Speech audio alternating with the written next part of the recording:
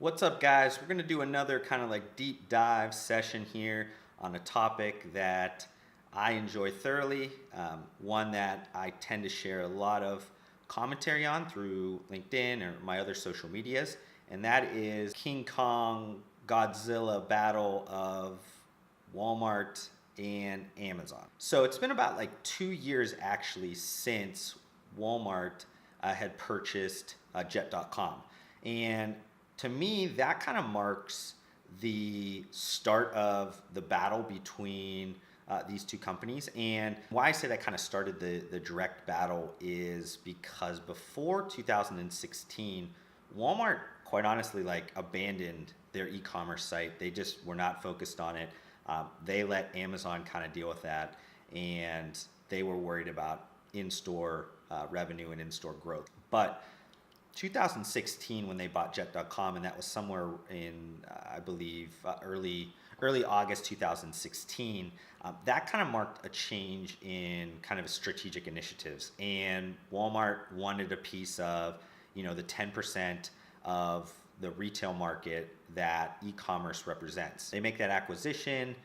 Quite honestly, after they made that acquisition, there was just not that much activity in terms of them kind of integrating that into the Walmart side of things. I remember when that acquisition happened, I was working with a beverage portfolio company, and I was extremely excited about Walmart making that acquisition because I was one of the few people that understood just the value of what Jet and the Jet kind of platform was comparable to Amazon, and just kind of the uniqueness of Jet in terms of creating value for customers on the price side of things.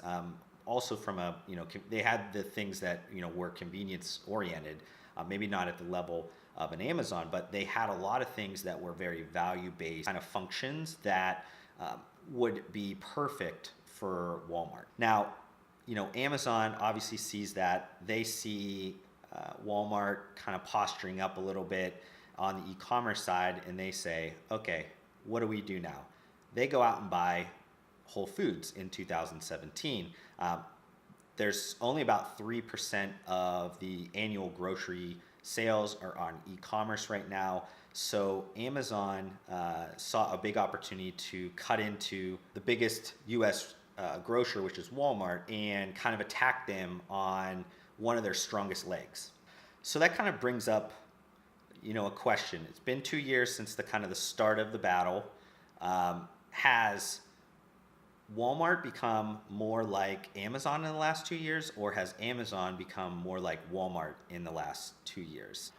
And to answer that kind of question just straight up, I honestly think that Walmart has done a better job at becoming closer to Amazon than Amazon has become closer to Walmart. I'll make a little bit further of a comment on that because I don't think Amazon, quite honestly, even wanted to be like Walmart at all or anything. They'd been trying for, I think, almost like 10 years to get grocery e-commerce off the floor. They started with, obviously offering some consumer packaged goods on just the Amazon.com marketplace. Some people bought them, some people did not. They did see enough attraction in that to open up what they called Amazon Fresh. I'm not sure if Amazon Fresh is still running in a lot of markets or at any markets at this point, just because I think it's been shifted a little bit to Amazon Prime Now.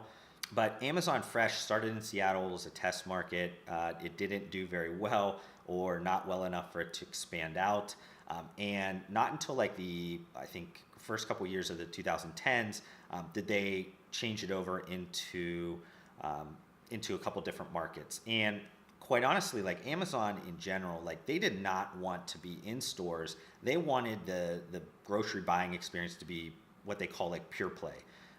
They wanted somebody to go on a digital platform, order their groceries, they'd be delivered directly to the customer through some type of final mile solution, be it Amazon owning something using Instacart or anything like that. That's kind of how they wanted to approach this business. What they kind of found out in the early 2010s was that they've been trying for the last 5 years. Nothing was really working in terms of the pure play, or it was working, but not just at the level that they needed to fully invest on it. And they saw a wave of grocers doing very well with what they considered like click and collect, where essentially you go on to a platform, you purchase your groceries like that on a marketplace similar to an Amazon, but you actually go and collect those groceries from the physical location that's closest to you. And that's quite honestly not a foreign idea. That is an old idea that came from the previous generations, where people used to bring a grocery list into a grocer and pick up the items later on. It was obviously very analog at that point, but this is kind of just a digital adoption of something that was already going on. Now, what Amazon saw was this click and collect growing extremely well with everybody, be it Walmart, Kroger, just a lot of the grocery competitors. They saw an extreme kind of like initial popularity with this click and collect. So that's when I believe their mind kind of shifted in terms of what they believed in terms of retail. They understood, hey, we are 4 steps ahead of everybody else. Do we wait for consumers to get to that point in the next 5 to 10 years, or do we move backwards? We buy a retailer. They set up click and collect opportunities there to essentially move backwards a few steps to forward another few steps in the future, because they've already built out a lot of infrastructure that will help pure play grocery extensive. Though Amazon didn't want to be more like Walmart, they are obviously shifting in that world. And this kind of brings up what I would consider like the $1 trillion sales question of this whole battle. And that is, can Walmart adapt their vast brick and mortar locations to encompass like a lot of the online advantages that Amazon currently offers? And then on the flip side, can Amazon build a brick and mortar ecosystem that consumers will be able to be comfortable with in the buying experience as or more than going into a physical location that's a lot closer, maybe like a Walmart? So from like a store location standpoint, just to kind of bring this up, Walmart currently has about 5,300 US locations. I think statistics has said, I think almost 90% of the population is within 5 to 10 miles of a Walmart location.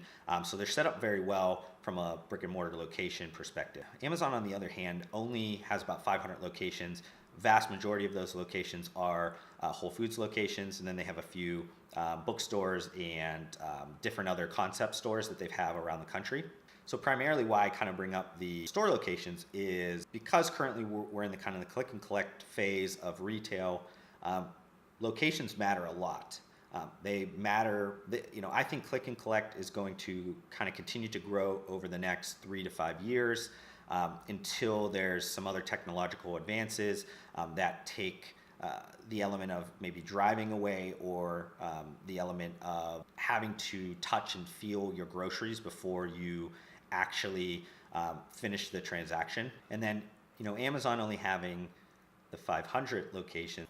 But in terms of like the click and collect aspect, or just grocery aspirations, they do need to beef up their brick and mortar locations. They can build more Whole Foods locations. They can look to acquire another grocer or another kind of smaller mass retailer that has a footprint of retail locations that are complementary to what they currently have with the Whole Foods locations. But again, those things are going to be extremely important from a retail perspective, because for the next I would suggest probably 3 to 5 years, you're going to see a growth in the click and collect. And then it's going to shift, what I believe it's going to shift to more of a small micro shipping point type of environment with those locations. And Walmart's kind of set up perfectly for that. If you guys look at a Walmart location, it's basically just a big box. It's a warehouse that is not stacked with kind of the proper racking and everything. So they can quickly change over stores in kind of phases as the buying behavior changes. And if you guys kind of seen some of their technological advances lately with Walmart. They are looking at robotic or autonomous type of picking machines that can either roam or be in the rafters that could kind of pull and pick from these racking systems. So they've already are kind of thinking in that way. So when we kind of shift to this micro shipping point, final mile solution, be as close to the customer as possible, get everything within 2 hours, Walmart's set up extremely well for that shift. Amazon, on the other hand, is not set up for that intermediate phase, the blend between pure play and click and collect. They will need to continuously grow out their retail footprint, like I said before. So I would think in the next 12 months, we would see some kind of quick movements with them building out their retail footprint, because they need to integrate these things, in the next 1 to 2 years to really get another 5 to 7 years of growth from that acquisition. So from asking that question, like from a brick and mortar standpoint, I don't think anybody disagrees that Walmart has a big lead on Amazon from a brick and mortar standpoint. You can look at sales. Obviously, you can look at retail footprint. You can look at a lot of the things that they have going on and see that they're leading in that area. So they have the advantage in this kind of shift to the click and collect, to the final mile micro shipping point way. Do they have the ultimate experience when it's a fully pure play e-commerce environment? That's obviously the big question if we're thinking kind of really long term on this. But I think we're definitely going to see Amazon make a lot of moves in the next, before 2020. And I think that, the Amazon that we know now is going to look very different from their brick and mortar perspective coming up. Now, to shift to the opposite side of things, because I think both are battling on the same two premises of, the brick and mortar kind of short term, and then the online digital pure play side of things in the next, they're battling right now, but it's going to be extremely important in 3 to 5 years. I guess I'll start, since I kind of flipped it on the other side when I started on Walmart, because they were, kind of the dominant player on the brick and mortar side. Amazon obviously is leader in kind of digital sales. One of the biggest kind of shocking statistics that I always kind of bring up is that over 50% of the searches for products at this point, consumer products, start on Amazon. From a societal standpoint, we have changed so much to no longer Google something that's a consumer product. We know just to go to Amazon now, because we get all the information we need for any type of buying decision we need to do from an e-commerce perspective. Secondly, I think, from kind of the companies that get surveyed and they pull kind of the data from, I think Amazon has almost 50% of every dollar that gets spent online. When I see those statistics, I always kind of like balk a little bit at them, because I think there's just a lot of small companies, that are on maybe a Squarespace or Shopify or this or that aren't really getting counted into that number. And I think that number is probably much different if you kind of take the whole fragmented market and combine them and look at a number that's much bigger, an e-commerce sales perspective. But regardless, if we're only talking about the major, maybe 50 websites or something, that's still massive that one company can take 50% of the market share comparable to the other 49 competitors. And, just from a sales, e-commerce sales perspective, I think, this year they'll do well over $100 billion US wise. I think you throw in another close to that number if you count third-party sales. And then there's, another big portion that would be considered international, combination of 1P or 3P sales, which is, wholesale, Amazon buys 1P, or third-party, which is like kind of a seller perspective. So, you're going to have over $200 billion in e-commerce sales that are going to come from Amazon in 2018. Comparatively with Walmart, I don't 100% sure. I don't think they break out their e-commerce numbers. They are seeing growth of, I think, 40% year over year. I'd imagine that number is not very small. It's small enough that they don't want to break it out at this point, because an analyst or somebody like me is going to pick it apart, compare it to an Amazon.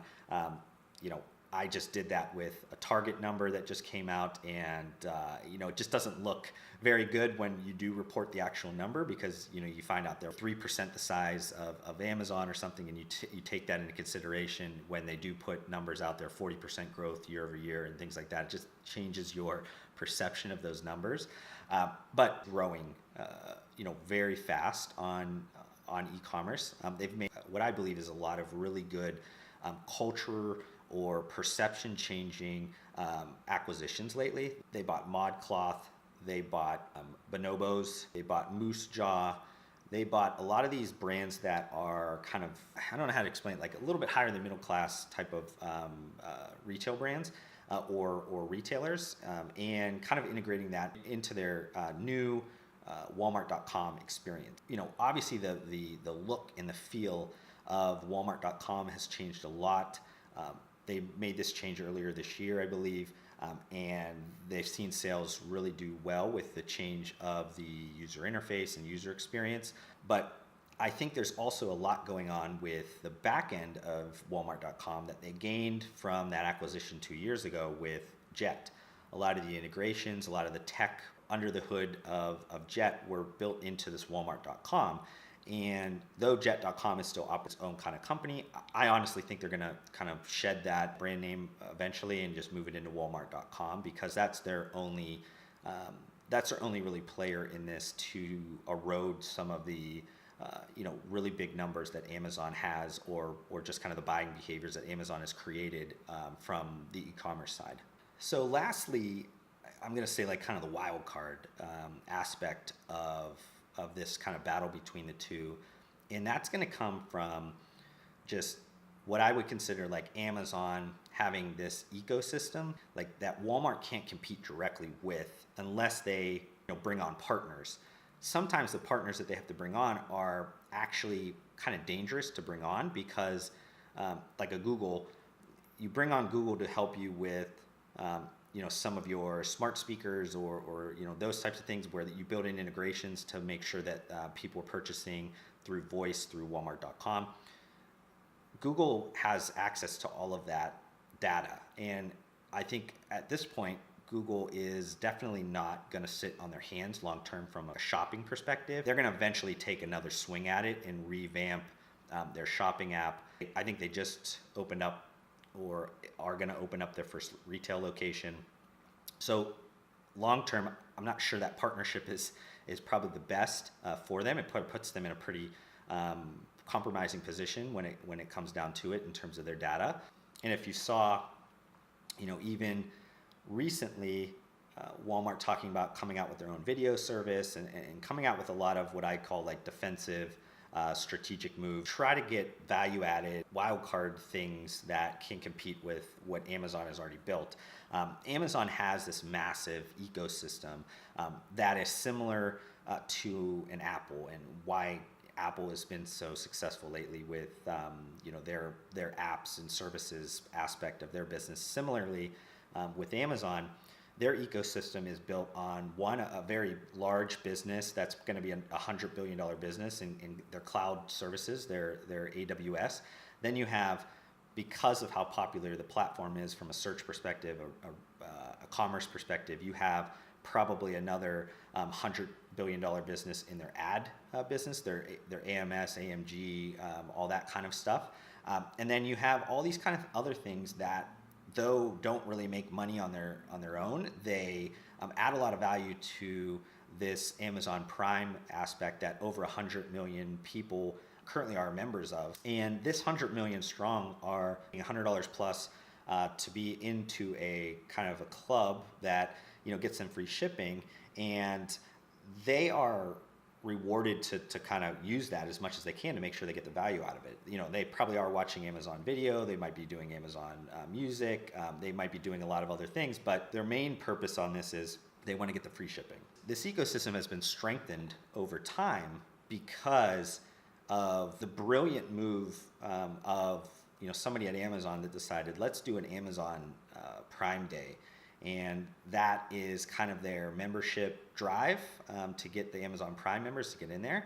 But it also is where they can basically price a lot of their hardware ecosystem hardware at such a price that's like 50% or more off that makes people buy these items like a Fire Stick or an Alexa or anything. That's basically making you more sticky to the Amazon ecosystem, and you're less likely to ever abandon it if you have a lot of different things that are solving your TV, voice assisting. And honestly, with voice, I'm super bullish long term on voice being kind of the next wave of where we take commerce, where we get a lot of our content, where we interact on kind of a lot of the day-to-day to make us more efficient and kind of save us time. I think at this point there's still not a lot of there's not a lot of tech that's been built that's user friendly for a lot of people to fully adapt it. But I think people are buying these speakers and interacting with them daily. Maybe not the older generations, but if you look at some of the data, they're saying, Generation Z, some of the younger Generation Z, they believe that Alexa and Siri and everything are actually like real people, and they communicate with them on a daily basis a lot more than anybody else, even millennials, Generation X, and kind of further on in the older kind of generations. So we have to kind of think that if this is the future and they're already interacting with it on a much different level than we are, odds are the adoption is going to be pretty strong as long as there's a lot of user-friendly apps that are kind of built on top of that platform. We're kind of trying to answer this trillion-dollar question: who's gonna win there? I think that though the competition is going to be extremely tight, I would probably say 5 to 7 years, you're going to see Amazon eclipse Walmart in terms of their overall revenue. That revenue is given by these wildcard efforts, the ecosystems, the ad tech, the cloud services, a lot of those things. So maybe it's cheating if we're talking just pure play retail, but it's about building a business and about building a portfolio business. And at this point, Amazon's built a stronger portfolio business than Walmart has. Now, I think Walmart is definitely going to continue to grow. They're going to continue to adapt. They're going to continue to make really smart moves to make sure that they are kind of positioned still in a very strong way. I think right now they have a lot of trends that are working for them, be it the click and collect on the grocery side, the people that do kind of the research online, purchase offline type of aspect, which is actually a huge amount of buyers right now. They have a lot of those trends that are helping them bridge this kind of digital adoption of retail, and it's going to keep the race much closer in these next couple of years. But as kind of buying behavior shifts, digital adoption shifts, millennials age a little bit longer, Generation Z ages into adult population where they're earning money. I believe that these things are going to speed up very quickly unless Walmart does something kind of crazy in terms of acquisitions, or maybe there's some type of crazy partnership that happens on there to compete with an Amazon, or Amazon makes some faulty move and kind of the train actually does go off the tracks. I don't see that happening, just because if you guys have followed Jeff Bezos and just kind of followed the way that he's built this business over the last 25 years plus, you just gain like more and more trust in the guy and his management style, his leadership style. You could just see that he is one of those guys that's very clicked into what's going on, and he's not scared to take risks, which I think is a lot different than a lot of these very large companies that get stuck into a very bureaucratic decision-making process, and they make moves that are a little bit too late or not strong enough, or they don't see the trends that are happening. I think the way that Amazon has been built on the back of customer data and off of what I would consider risky strategic moves, I think that Amazon's going to continue go in that direction and kind of win this battle.